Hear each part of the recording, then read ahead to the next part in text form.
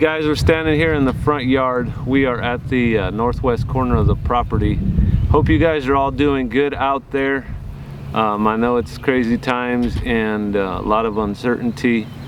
You know, we're trusting that God's gonna take care of us as well as you. What we're working on today, I am dubbing the 50-foot free forest garden, quadruple F. So here's the idea. We've got a plot that we've kind of laid out right here. There's a red shovel in the background. So from where I'm standing to that red shovel is 50 foot. So here's the general premise. We live right across the street from an area that has a ton of woods. I kind of got this idea when the city comes through. It's either the city or the county, but they bring through this bush hog. It's basically a huge lawnmower, and what it does is it trims up the trees so the branches don't grow into the street, and they do that periodically. So there's a bunch of like dead matter. There's a bunch of branches. I mean, there's across the street over here, there's probably 12-inch trees that they've kind of knocked over.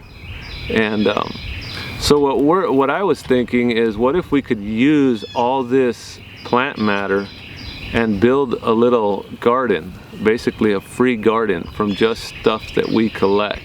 The reason that we're locating it in this location is because of its location. It's so close, literally there's a woods across the street and we know the neighbor, so they'll let us take fallen logs, and we're gonna kind of build what they call a Hugelkultur bed.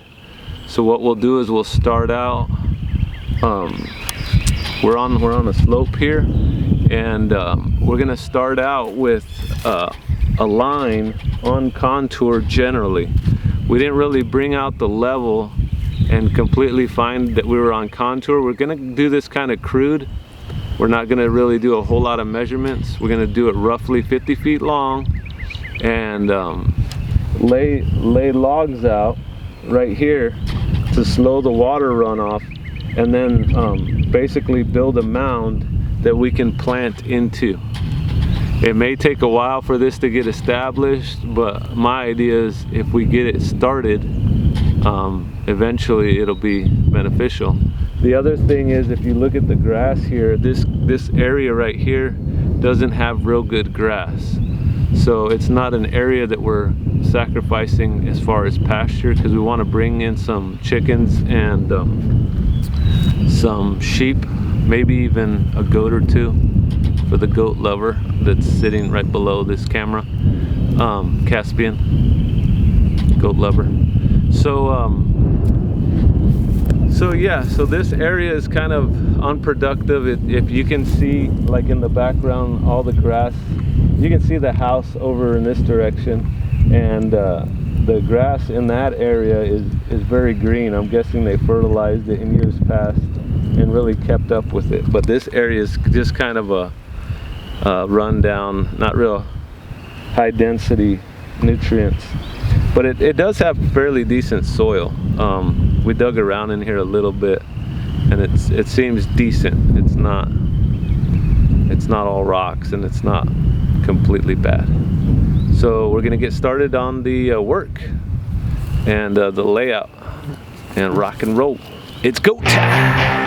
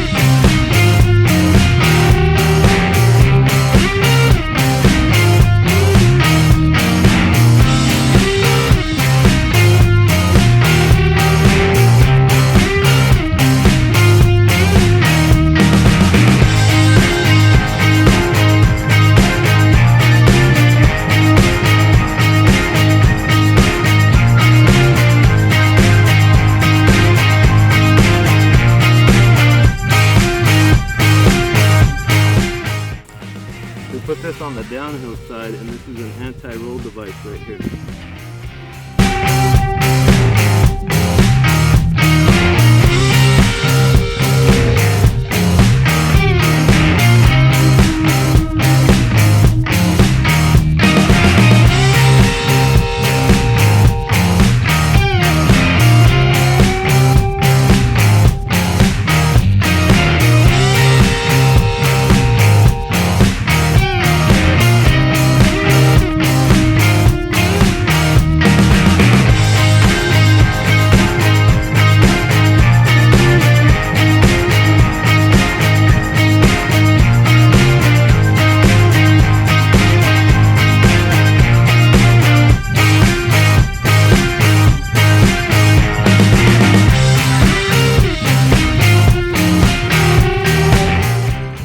So a lot of this wood has been laying on the forest floor or out in the woods for probably years. So I want to show you guys some of the wood. Not all of it's like this, because some of it was dead standing wood, but look how soft a lot of this is. I just barely hit it and it crumbles.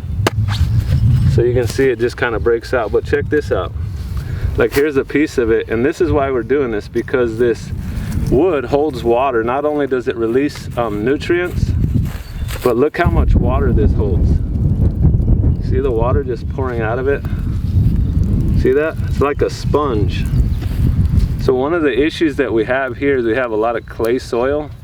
So when it gets wet, it can only hold so much water on the surface, and then it can't go down anymore. So it can only hold so much water. So then if it's dry for a week or 2 weeks at a time, then it just gets really, really what they call deadpan clay, and it just crusts over, and it makes it hard for any life to grow in there.